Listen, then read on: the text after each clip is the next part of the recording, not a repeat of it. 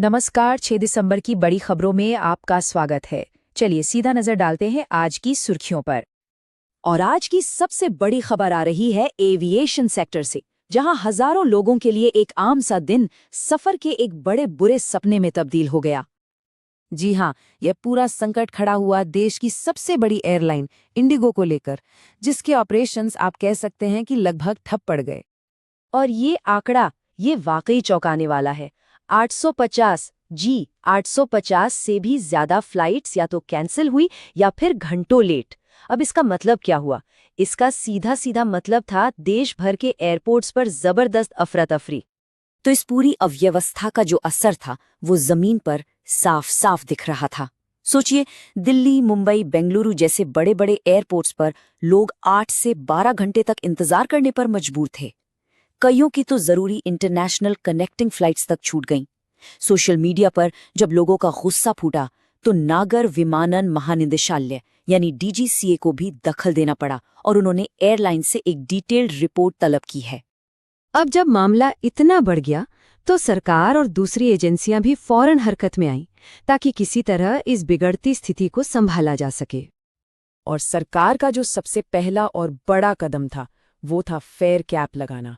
अब ये fair cap क्या है? सीधे शब्दों में कहें तो हवाई टिकटों की एक ऊपरी कीमत तय कर दी गई।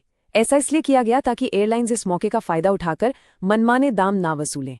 जाहिर है, फंसे हुए यात्रियों के लिए ये एक बहुत बड़ी राहत की खबर थी।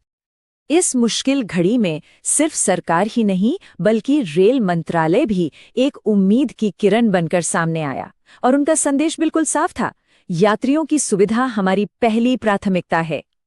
और ये सिर्फ कोरे वादे नहीं थे, एक्शन भी जमीन पर दिखा। कई अहम रूट्स पर स्पेशल ट्रेनें चलाई गई। जिन ट्रेनों में ज्यादा भीड़ थी उनमें 10 से 15 एक्स्ट्रा कोच भी जोड़े गए। इस कदम से हजारों फंसे हुए यात्रियों को अपनी मंजिल तक पहुंचने में वाकई बहुत मदद मिली।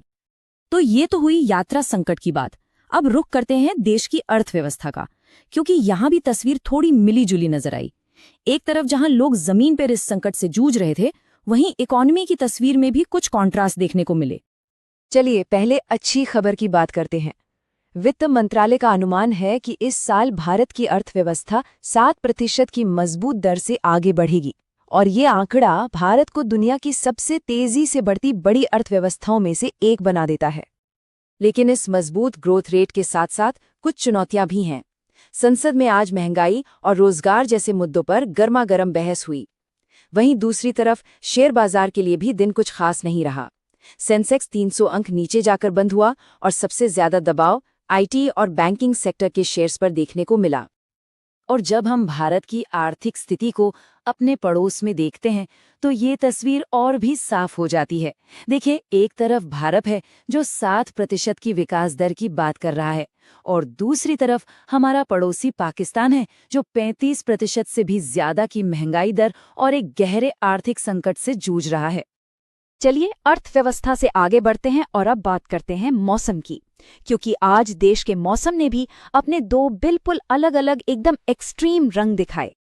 उत्तर भारत की बात करें तो वहां कड़ाके की ठंड और घने कोहरे का डबल अटैक देखने को मिल रहा है। दिल्ली, पंजाब और हरियाणा, इन सभी राज्यों में पारा काफी नीचे लुढ़क गया है, जिससे आम जनजीवन पर असर पड़ रहा है। और उत्तर से ठीक उल्टा हाल है दक्षिण भारत का। यहाँ मौसम विभाग ने मूसलाधार बारिश का रेड अलर्ट जारी कर दिया है।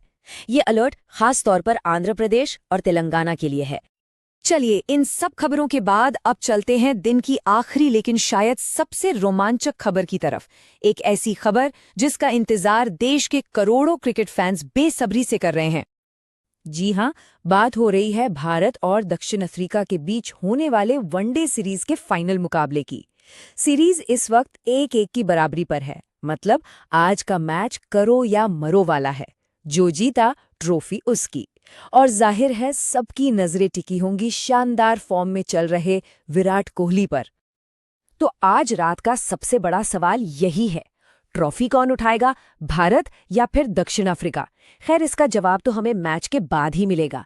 इसी सवाल के साथ आज की इस डेली ब्रीफिंग में बस इतना ही। नमस्कार।